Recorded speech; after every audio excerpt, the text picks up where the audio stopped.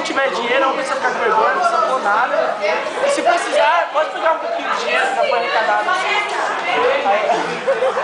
Aí ele pega a cesta. Achei que tinha acabado. Aí ele pega a cesta e passa tudo primeiro. Caramba, revoltada. Deus abençoe, Senhor. Deus abençoe, Senhor. Aí o segundo vai lá e põe 10 contos de réis. Aí o outro, Deus abençoe. Parabéns. Aí a segunda terceira era o mendigo lá. A mendiga. Não tenho dinheiro. Aí meu filho, você não tem dinheiro? Sim, nem um dinheiro. Aí, então, se você tá precisando mesmo, pode pegar um pouco de dinheiro na caixa. Se quiser, pegue tudo, se for dinheiro necessário. Aí o mendigo todo feliz, né? Eu sempre achei que a igreja não dava nada, mas agora eu tô vendo, eu tô rico. Aí o pastor, isso mesmo.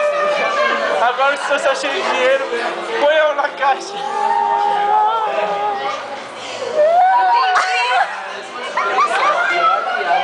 Ele pega o dinheiro e faz o